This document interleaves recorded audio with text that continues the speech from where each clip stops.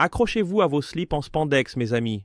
Voici Nobert, votre humble serviteur, le savant fou avec le charisme d'une limace et la santé mentale d'un chat qui a mangé trop de croquettes. Accrochez-vous à vos neurones, car on part pour un voyage plus chaotique qu'un concert de heavy metal dans un poulailler. On va décortiquer le nouveau film des Quatre Fantastiques, un mystère plus impénétrable que la recette du Coca-Cola mélangée à la philosophie de Nietzsche.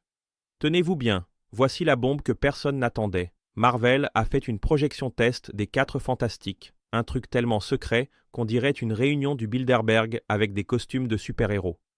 Apparemment, c'était comme un épisode de Rick et Morty où l'univers décide de se faire un câlin avec les Avengers.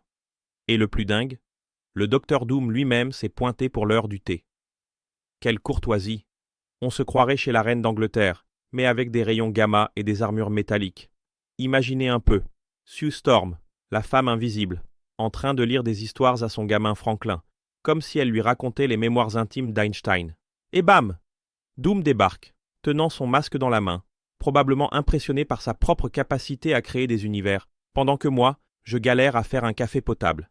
Et, soyons clairs, le masque et le costume sont tellement fidèles aux comics qu'on dirait qu'ils sortent tout droit d'un cosplay à 3 roubles de la Comic-Con. Alors, qu'est-ce que ça veut dire, tout ça? Que le Docteur Doom est peut-être ce tonton relou d'un univers parallèle qui débarque sans prévenir aux réunions de famille des Quatre Fantastiques. On a tous eu ce parent qui s'invite à l'improviste, non? Ça me rappelle quand Neo a découvert que l'agent Smith s'était incrusté dans ses vacances dans Matrix. C'est le bazar organisé, quoi. Rappelons-nous que Marvel aime tout connecter, comme si c'était un jeu de Lego infini qui essaie de raconter une histoire avant que la tour Stark ne s'effondre sur elle-même. Imaginez Doom zappant d'univers comme le Tardis dans Doctor Who. Peut-être qu'il fuit quelque chose ou quelqu'un. Qui sait, Thanos a peut-être oublié ses gants de l'infini sur la mauvaise planète, et Doom est juste en train de les rapporter. On ne sait jamais. Pour l'instant, les rumeurs disent que le film est, au pire, bon. Et sur l'échelle de Richter de Marvel, c'est presque de l'extase. On va le prendre comme un bon, mais ça pourrait être plus fracassant que le marteau de Thor pendant un ouragan.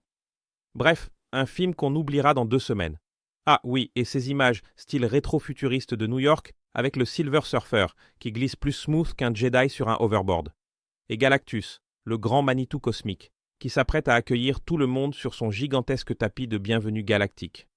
Un géant qui a la dalle, quoi. Pendant que vous digérez tout ça, n'oubliez pas le rituel du like et abonnez-vous.